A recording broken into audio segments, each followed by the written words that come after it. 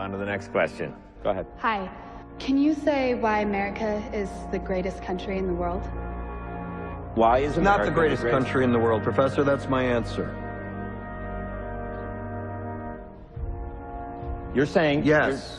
You, sorority girl, just in case you accidentally wander into a voting booth one day, there's some things you should know. And one of them is, there is absolutely no evidence to support the statement that we're the greatest country in the world. We're 7th in literacy, 27th in math, 22nd in science, 49th in life expectancy, 178th in infant mortality, 3rd in median household income, number 4 in labor force, and number 4 in exports. We lead the world in only 3 categories: number of incarcerated citizens per capita, number of adults who believe angels are real, and defense spending, where we spend more than the next 26 countries combined, 25 of whom are allies. Now, none of this is the fault of a 20-year-old college student, but you nonetheless are, without a doubt, a member of the worst generation ever. So when you ask what makes us the greatest country in the world, I don't know what the fuck you're talking about. Yosemite?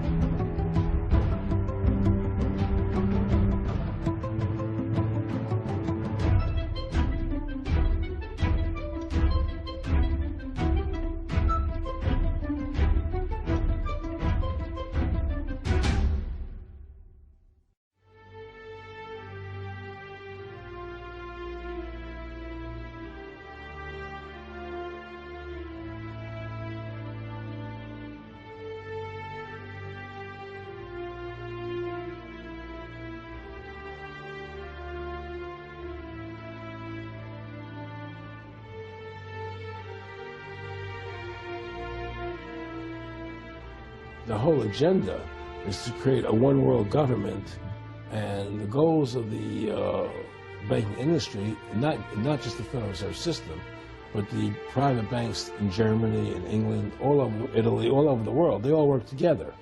They're all central banks, and they're all part of the Communist Manifesto. You know, central banking is one of the major planks of the Communist Manifesto. We talk about America being a capitalistic country, but yet at the same time we have a central bank that plans everything for us, right? And the graduated income tax is another plank of the Communist Manifesto, right? So right there you have 2 major planks of the Communist Manifesto that have been brought in because of the Federal Reserve System, okay? So the ultimate goal that these people have in mind is the goal to create a one-world government. Now, they've taken over our government, both Republicans and Democrats. There's no difference anymore between the 2 parties. They control both parties. It doesn't matter to them which one wins, because who's ever running for president will be someone they anoint, okay? Whether it's Hillary Clinton or John McCain running for president next year, they're going to be people that are going to do what they want them to do. And the fact of the matter happens to be that you can't win an election unless you have enough money to win. They make sure who gets the money. It was necessary for them to take over America, take away our gun rights of freedom to bear arms, and create a country where we become slaves. Because once they take over America, the rest of the world becomes a lot easier for them.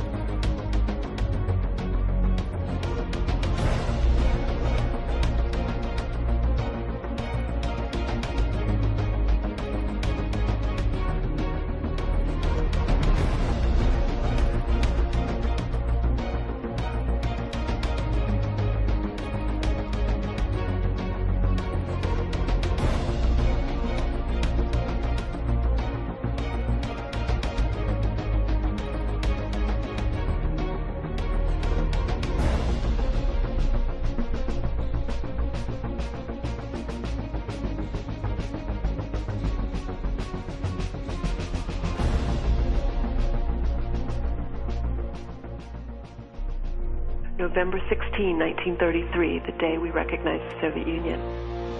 Its purpose, its open stated goal, its strategy was to overthrow the rest of the world and impose the teachings of Marx, and then Leninism, and then we get to Stalin. Now, 4 American presidents, beginning in 1917, refused to recognize this revolutionary government, knowing full well that you could not have, quote, normal, or even normal without quotes, relations with a government calculating towards your own destruction. This was obviously, you could not have agreements, they would be broken, you could not have any kind of deals or alliances. And so this government was shunned by the United States until 1933. And that was the year in November when Franklin Roosevelt, then in his very first term, recognized the Soviet Union. In order to perpetuate this alliance, to continue relations with the Soviet Union, which became really an obsession of American governments from that day forward, the American government had to learn to lie to the people and tell us lies about communism, tell us lies about Stalin, tell us lies about the Soviet Union.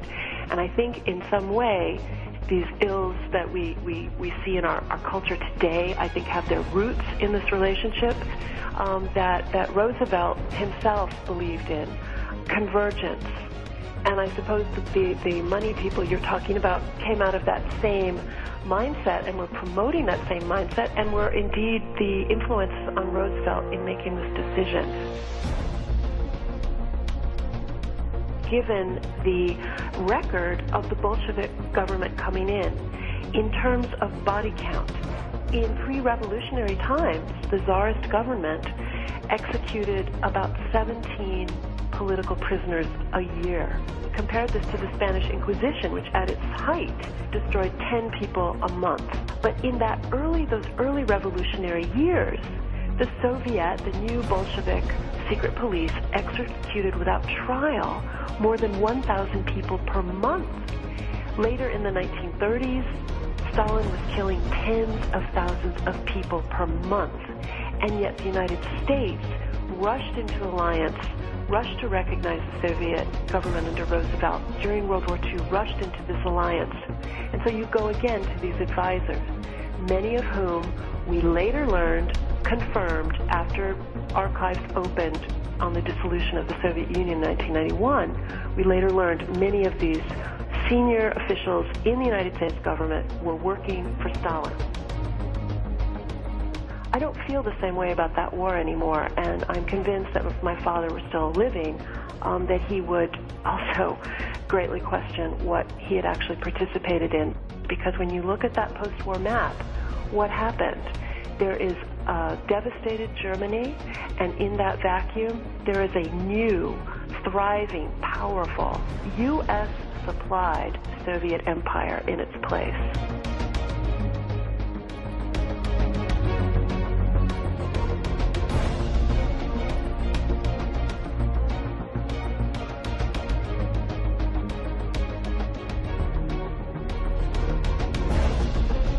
I think most Americans would tell you they're still living in a capitalist-free country with all manner of liberty. The brainwashing, the conditioning that has been so successful and has demoralized us is definitely bringing us to this point of a certain kind of tyranny. Does not have, at this point, does not have the gulag, it's not have people knocking at the door with guns yet. It does, however, make examples of truth tellers. It makes examples of people who cross the line, and this serves to tyrannize us. And we are experiencing this, and yet you ask most people, they'll say we won the Cold War. Well, I say, look, 100 million dead after the communist century, and Republicans who have the majority in Congress cannot muster the votes to repeal and defund socialized medicine. Who won the Cold War?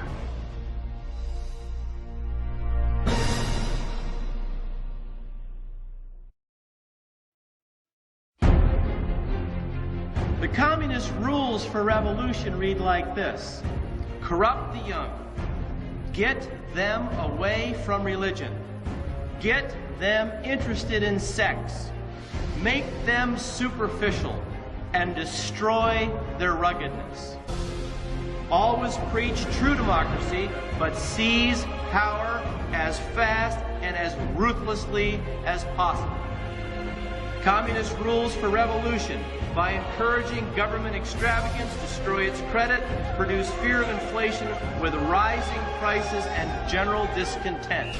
Promote abortion, homosexuality, lesbianism, witchcraft, cause the restriction of all firearms on some pretext with a view of confiscating them and leaving the population helpless.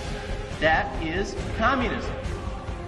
Let me tell you what communists do. You want to know when you've got a communist? This was the plan passed from Joseph Stalin to various communist district organizers in helping America self-destruct. Religion. Discredit all Christian creeds. What do we got today? We've got occult cartoons, occult in the bookstores, and occult movies and occult videos. In the ethical area, corrupt morality by advocating promiscuity and degenerate perversion.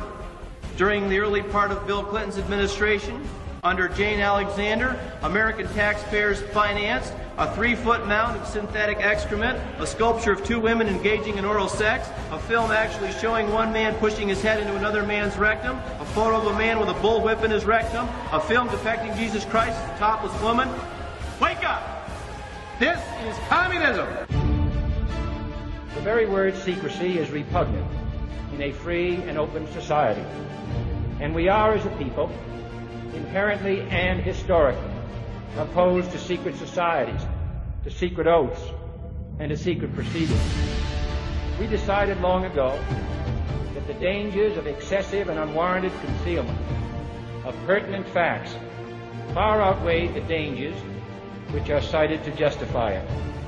Even today, there is little value in opposing the threat of a closed society by imitating its arbitrary restrictions. Even today, there is little value in ensuring the survival of our nation if our traditions do not survive with it.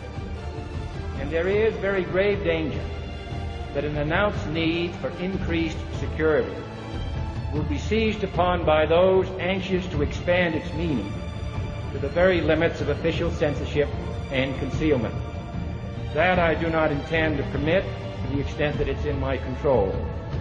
And no official of my administration, whether his rank is high or low, civilian or military, should interpret my words here tonight as an excuse to censor the news, to stifle dissent, to cover up our mistakes, or to withhold from the press and the public the facts they deserve to know.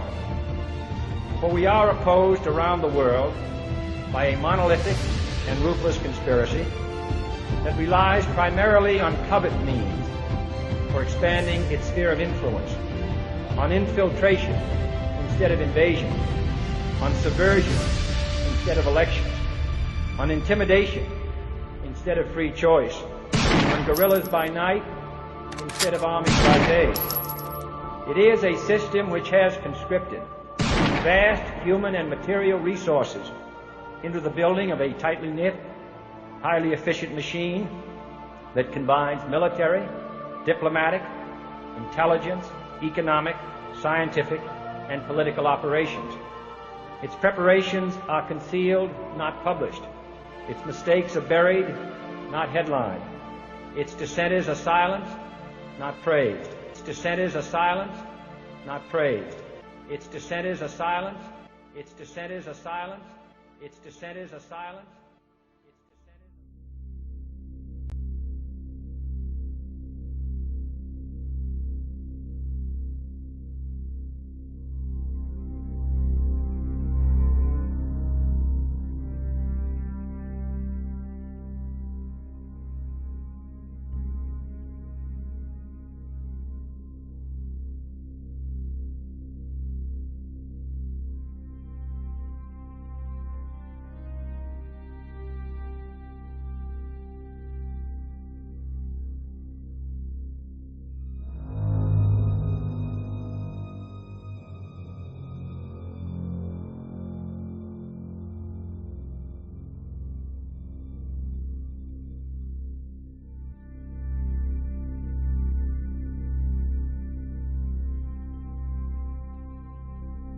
Council on Foreign Relations is supposedly just a think tank addressing the issues that face America.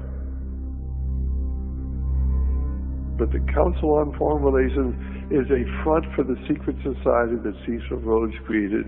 In 1891, it pursues his goal of creating a world government where there'd be no more wars, there'd be no more hunger, there'd be no poverty. Everything would be wonderful and people would live happily ever after. That was basically the dream that Cecil Rhodes had.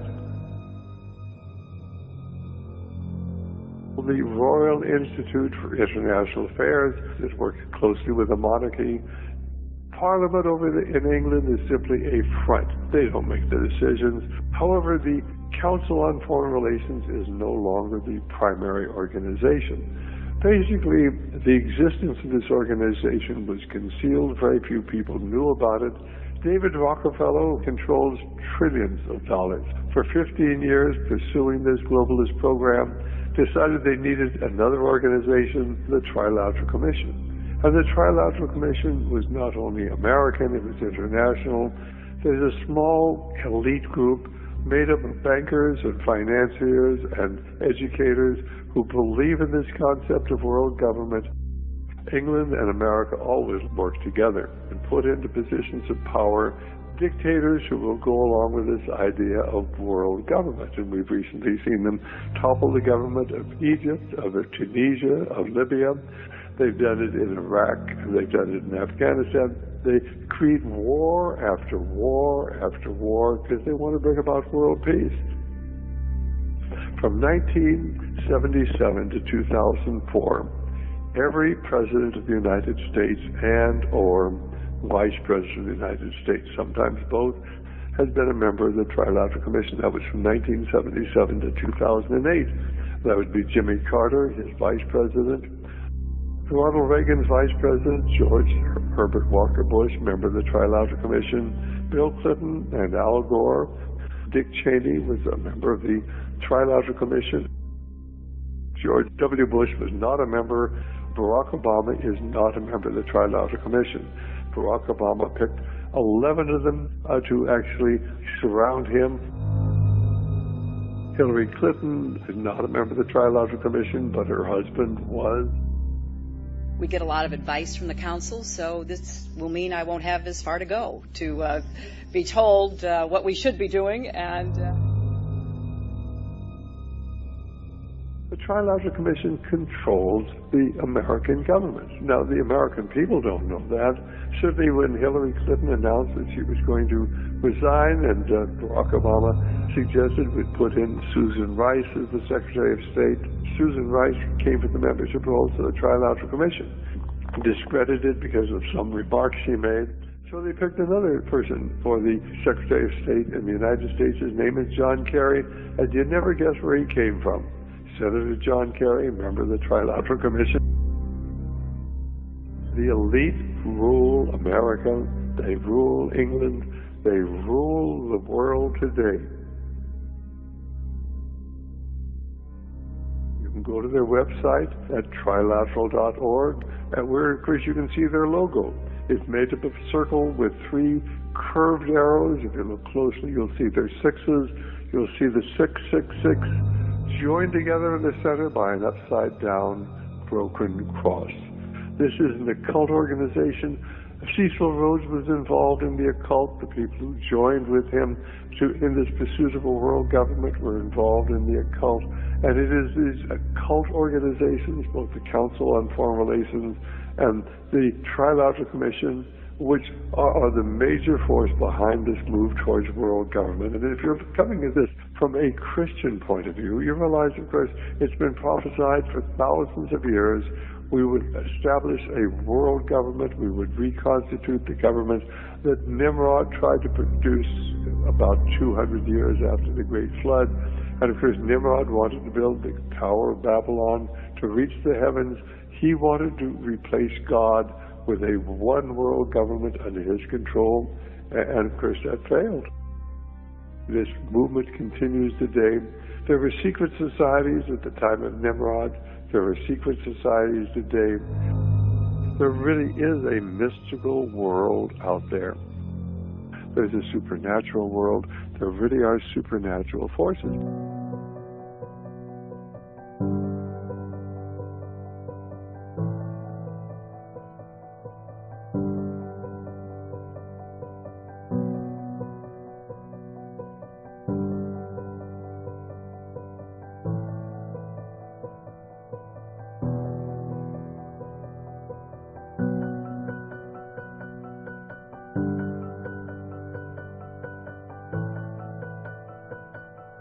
Sarah McKechnie is taking her professional and spiritual journey through life with her husband, Dale McKechnie, who is vice president of the Lucis Trust. They probably thought Lucifer, light bearer, was a good name for their fledgling publishing company when they started to publish the books that Alice Bailey was writing, the books they saw as bringing light to humanity. But within 2 or 3 years, they decided to change the name of the company to Lucis Publishing Company. Lucis being from the same Latin term meaning of light, Trust of Light, Publishing Company of Light, and that's the name we've had since about 1925. Now, the reference to Lucifer comes from Blavatsky's description of Lucifer in the accurate sense of the term, which is of Latin origin. It means literally light bearer. So Lucifer, to Blavatsky, was one of the great sacrificial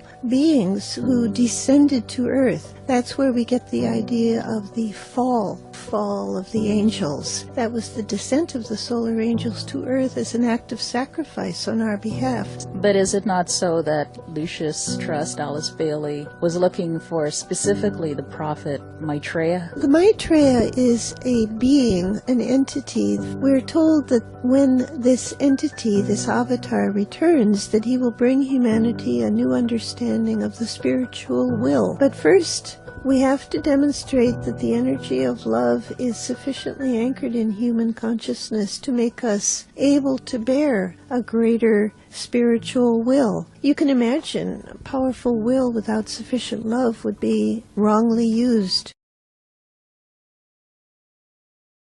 You can imagine a powerful will without sufficient love would be wrongly used.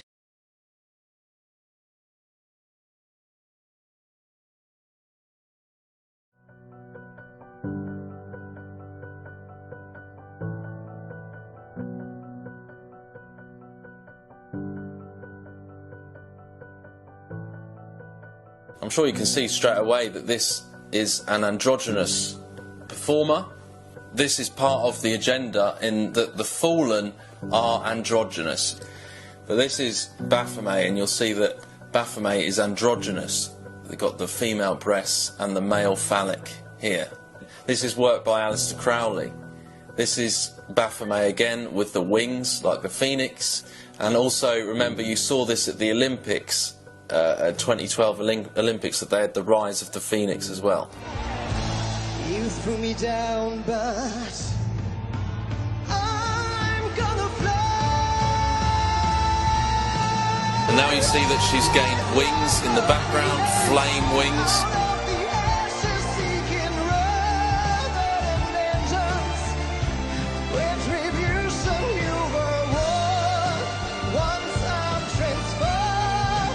Once I transform, once I'm reborn. Right, now let's have a look at this in a second.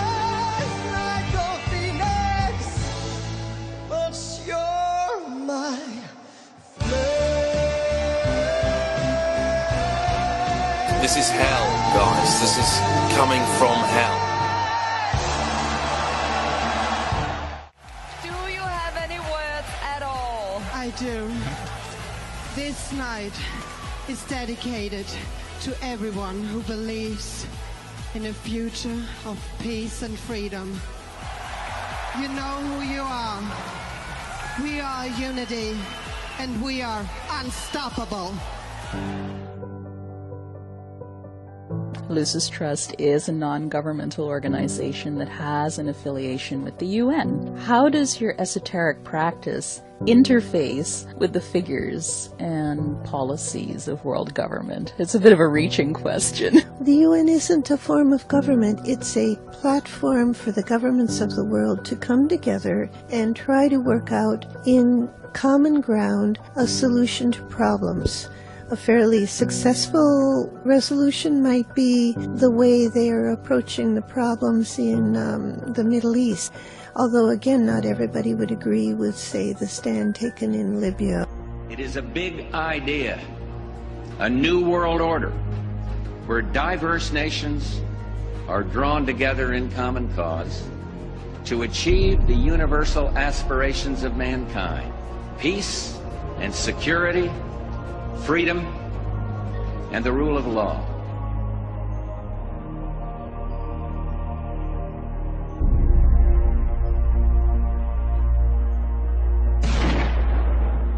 We came, we saw, he died.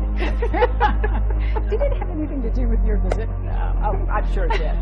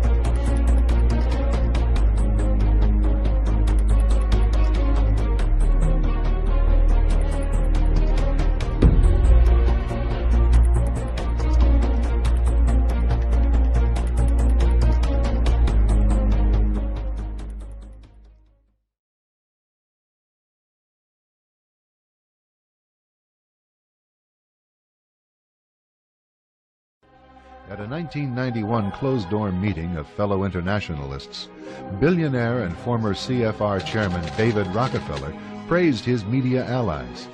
But his confidence that his words would not leave the room was later broken. We are grateful to the Washington Post, the New York Times, Time Magazine, and other publications whose directors have attended our meetings and restricted their promises of discretion for almost 40 years. It would have been impossible for us to develop our plan for the world if we had been subject to the bright lights of publicity. But the world is now more sophisticated and prepared to march toward a world government. We don't want your world government! Leave Chile right now! Leave Chile, okay? Leave Chile! Your family is the most disgusting in the world, you know? You're a traitor to Chile, okay? You're a traitor to Chile, keeping with him in this. Your world government will fail, okay?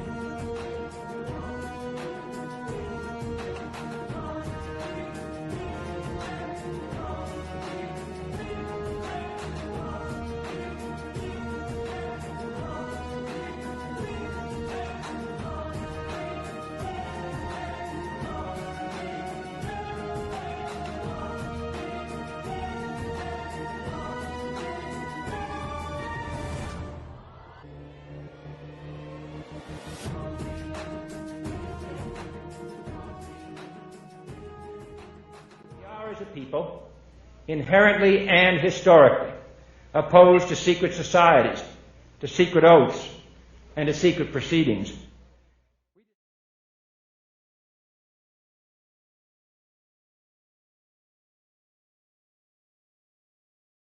Now, the main enemy is Freemasonry. Freemasonry claims it tries to make good men better men, and it accepts only men of high moral character, and it's an educational religious society. They seek to improve the community. But what they fail to tell the people is that Masonry has another purpose. is completely unknown to much of the public and many of the Masons. Manly P. Hall, a 33rd degree Mason, said, quote, "Freemasonry is a fraternity within a fraternity, an outer organization concealing an inner brotherhood of the elect." In the first degree, the initiate is asked the following question: what do you desire? In the first degree, he answers light. In the second degree, he answers more light. In the third degree, he answers further light. But he's led phase by phase through a series of blood oaths. Now, Albert Pike, who's probably the most famous Freemason of all time, he was a Mason who simultaneously occupied 3 different positions. He was the head of Washington, D.C. Masonry, he was the head of American Masonry, and he was the head of World Masonry. Albert Pike wrote the book Morals and Dogma. It was published in 1871. It's been called the most important book of Freemasonry. It's been called the Bible of Freemasonry. Albert Pike says in Morals and Dogma, quote, "The Mason is familiar with the doctrine that the Supreme Being is a center of light." And what is this light that the Masons are talking about? Page 321 of Morals and Dogma by Albert Pike. Quote, "Lucifer, the light bearer, Lucifer, the son of the morning, is it he who bears the light? Doubt it not," end quote. And on page 324, he repeats the thought. He says, quote, "A devil, the fallen Lucifer, or light bearer." He identifies Lucifer as being the devil. The New Agers believe the same thing as the Masons. Manly P. Hall wrote the book, The Lost Keys of Freemasonry. He says this, quote, "When the Mason learns the key is the proper application of the dynamo of living power, he has learned the mystery of his craft. The seething energies of Lucifer are in his hands," end quote. So the Masonic writers are telling the public they conceal the worship of Lucifer from the rest of the Masonic Lodge. In the 28th degree, the symbol, this is for the degree Knight of the Serpent, it has a snake biting its tail. And what looks to be a friendly person, but you look in the reflection here, as you can see, if you turn it around, it's a demon. And that's important because Albert Pike says, quote, "That which is above is as that which is below," end quote. The House of the Temple in Washington, D.C., which is where Freemasons receive their 33rd degree. You have to be chosen to be a 33rd degree Mason.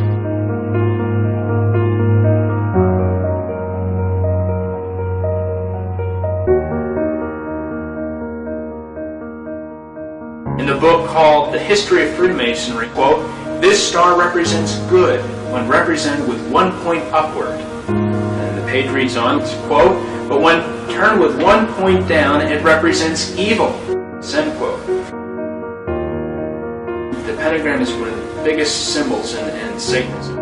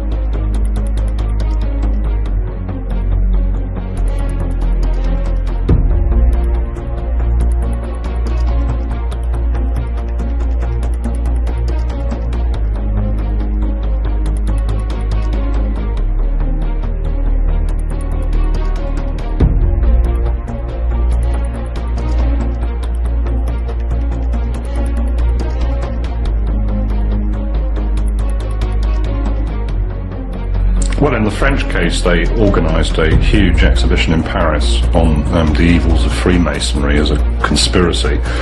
Likewise, in Britain, they would have barged into big Masonic lodges and confiscated all the paraphernalia. They might well have made a big exhibition of all this stuff in the Guildhall with all sorts of photographs and information and line charts showing this great Masonic network allegedly running Britain and pointing out how many cabinet ministers or whatever were Masons. And they would have tried to sell that to the population, saying, "Look here, you idiots, you've been governed for years by 200 sort of leading Freemasons or something." The Sonderfundungeslist GB, or Black Book, named 2,820 individual enemies of the Reich, who were to be hunted down and eliminated once Britain had been occupied. All the members of the British government and the civil service were on the list. But the remainder were the cream of Britain's intellectual and literary elite.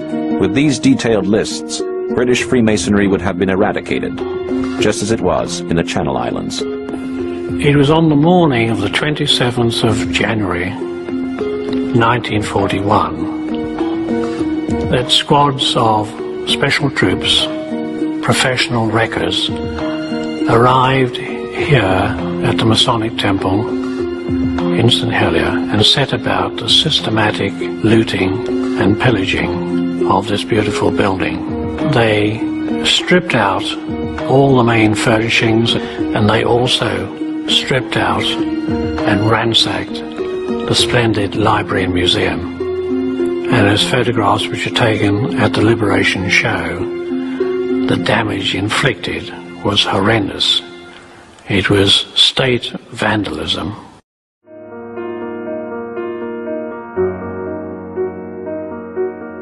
The Masons also use a Masonic timetable system. They don't use AD, they use AL. AL is their standard of the calendar system. It means Anno Lucis, and that means in the year of light. It could also be interpreted to mean in the year of Lucifer. And you can also find AL on the cornerstone, at the engraved date of any cornerstone laid by the Mason. The Masons definitely believe in symbology and numerology, and they have a fascination with the number 33. Masonic Encyclopedia says that Charleston, South Carolina was selected as the first home of the Council of the 33rd Degree Masonic Lodge. Major events that have happened on the 33rd degree latitude, it's where the first nuclear bomb was tested, Trinity Site, New Mexico. And the monument chosen to commemorate this site was an obelisk, which is a Masonic symbol. The 33rd degree latitude also passes over both Hiroshima and Nagasaki, Japan. These sites were the place where the first two bombs, atomic bombs, were dropped at the end of World War II. Truman was a 32nd degree Mason when he dropped the bombs. In October of 1945, he became a 33rd degree Mason. But the most astonishing incident that has occurred on the 33rd degree latitude of the map is that it passes over the city of Dallas, Texas, where on November the 22nd, 1963, JFK was assassinated. The president passed an obelisk that is located right in front of the school book depository on the street where the president was shot.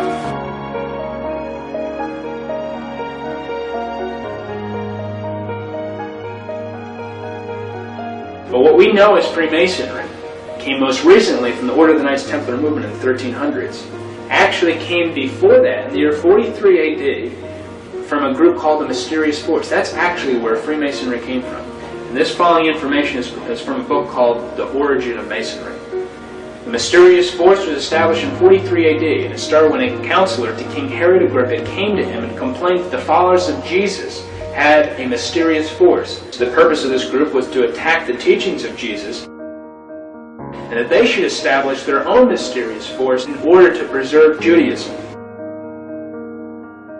King Herod Agrippa said, quote, "We will use the hammer because it was used to nail Jesus' hands and feet. Every session will be opened by striking the hammer 3 times," end quote. And you notice that judges have the hammer to bring order to the court. King Herod Agrippa said, quote, "We will make degrees. These will be 33, symbolizing the age of the impostor." And on November the 43 AD, the first official session was held in the First Temple of Jerusalem, which was a basement in the palace of King Herod Agrippa. The meeting of the Mysterious Force was always held in the temple. That was the name, the temple.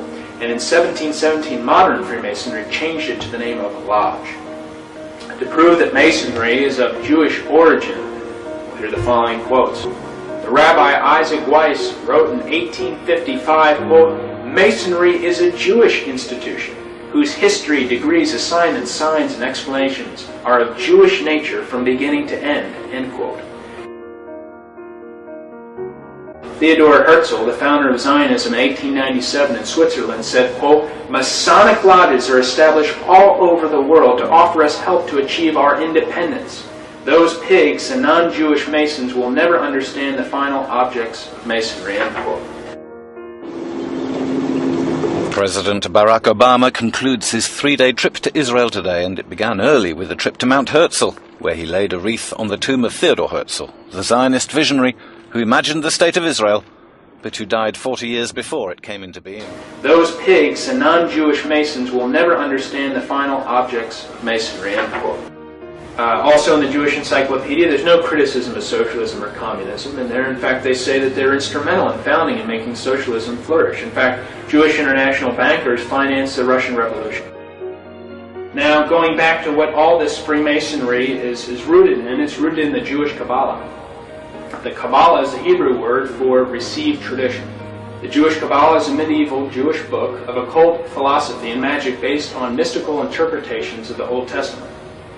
Kabbalah is important with magicians, sorcerers, witches, Satanists, as well as Masonic philosophers. And all the things I just mentioned that are rooted, talked about Freemasonry, gets back and is rooted in the Jewish Kabbalah.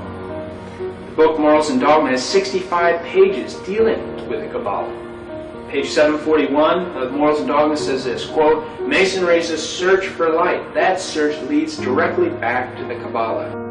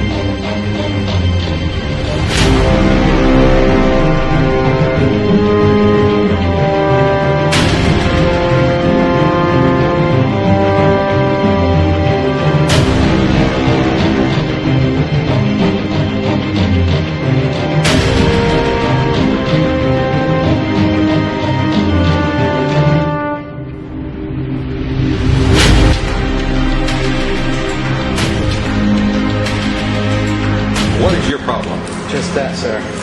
Okay. I'm a Christian, sir. I'm pure and virtuous and wholesome and innocent. How can you say anything about me?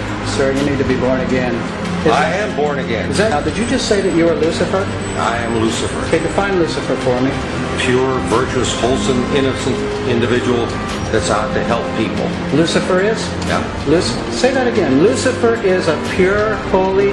Virtuous. Virtuous. Now, is he the Lucifer that God created?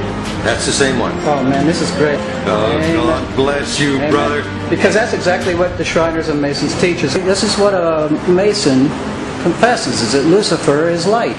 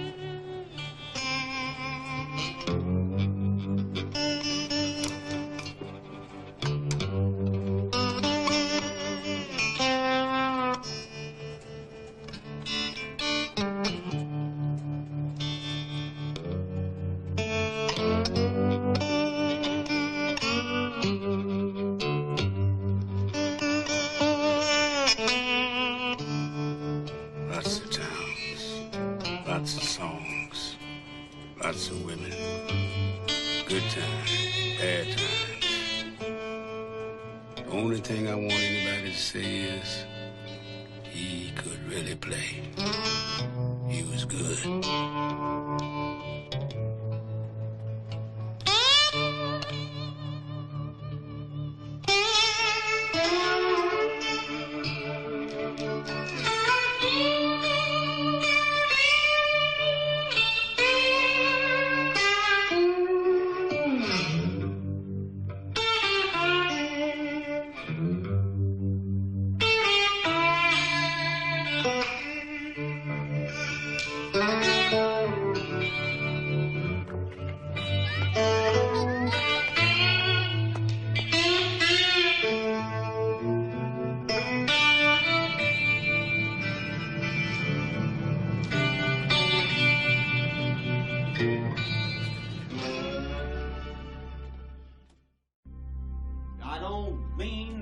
You can help people. You can save souls. No. Yes, you never make it. How can the devil save souls? What are you talking about? Man, I got the devil in me. If I didn't have, I'd be a Christian. I'm Christian-minded, but I'm not living it. Now I regret that I don't. I regret that I haven't, because I know I should have.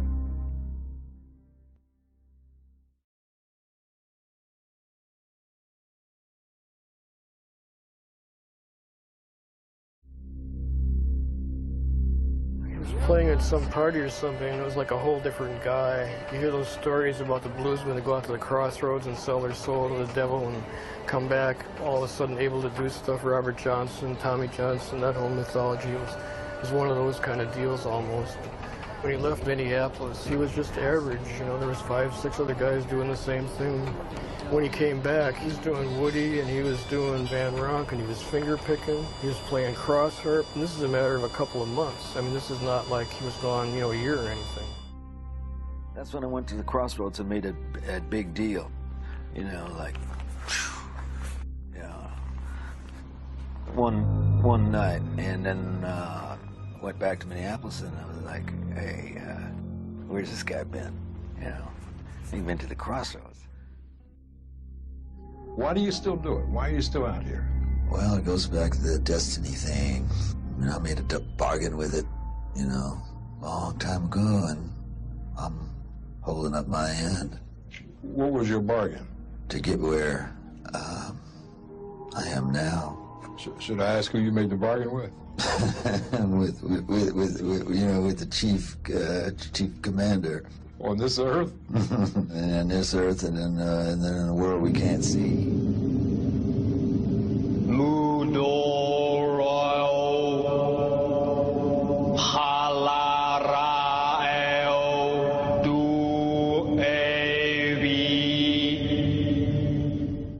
And this being, through his wife, kind of a channeling type operation, brought forth a book that was called the Book of the Law in 1904. And this book declared that the slain and risen God, i.e. Jesus, had stepped off the throne, and that a new God, the crowned and conquering child, was taking his place. In fact, he was a brilliant genius. He was an accomplished poet, mountaineer, painter, writer. He had so many Masonic degrees that you could fill up 5 pages of a book with them. This guy was probably the most highly honored Mason in the world. And he was also the most dangerous man of the 20th century.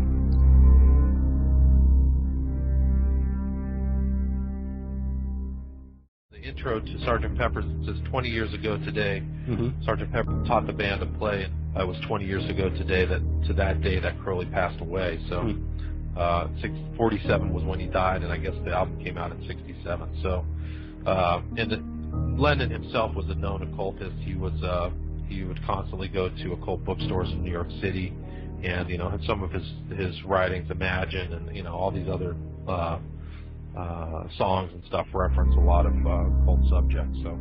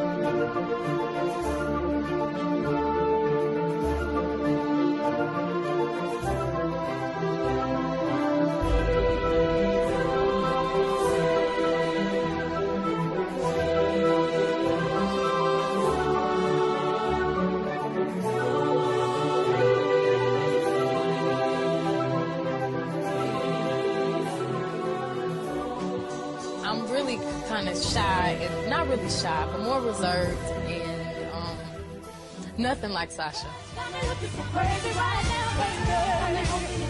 But I guess I wouldn't be very entertaining on the stage, so Sasha comes out, and she's fearless. You know, she can do things that I cannot do when I'm in rehearsal. I mean, I can try, but then it just doesn't happen. I can sing notes and sing strong and do all these things that when I'm just by myself, I can't do. And I remember right before I performed, I raised my hands up, and it was kind of the first time I felt something else come into me. Roman is a crazy boy who lives in me. I think he was born out of rage. He was conceived in rage, so he bashes everyone. He threatens to beat people, and he's violent. That must be nice to have, like, an ignorant loudmouth who you can just sort of blame every... He wants to be blamed. I don't want to blame him. I ask him to leave, but he can't. He's here for a reason. People have brought him out. People conjured him up. Now he won't leave.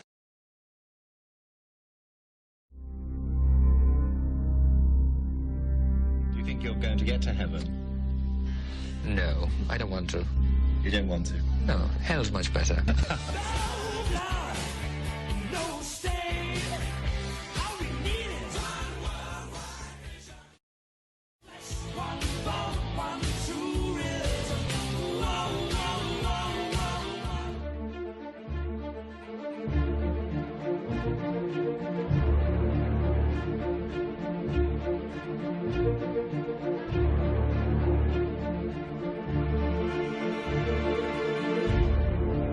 Right now we're in downtown Toronto, on Yonge and Davenport, and as you can see, I'm in front of a Masonic temple. But that's not all it is. Check this out.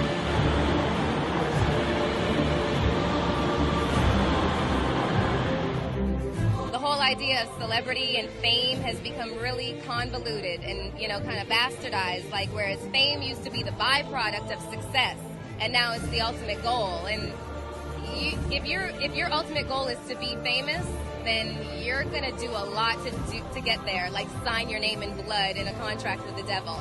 Like you're gonna end up on a one-way street and it's going nowhere. Like that's just the truth. I've seen so many people like forsake their moral code and their value systems just for a little bit of fame, and it's not worth it at the end of the day. It's really not worth it.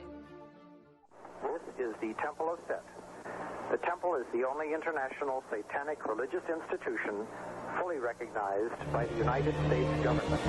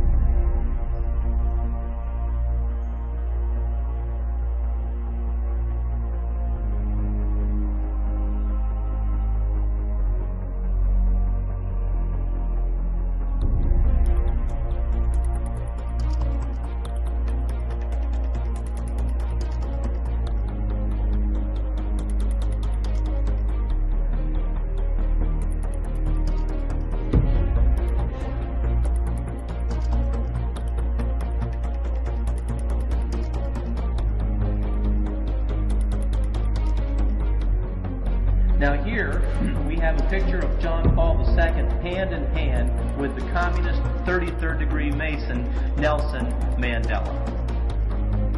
Nelson Mandela is absolutely annihilating anything that even remotely looks like Christian in South Africa. This ethnic cleansing that you're hearing about is Christian cleansing throughout the world.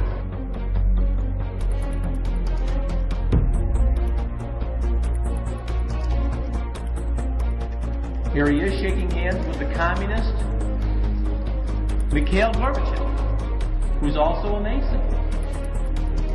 Birds of a feather, folks, flock together. Now here he is sitting on a car at a synagogue, at a Jewish temple. These things have never been done before, have never been seen before. What is he doing? The Jews killed Christ.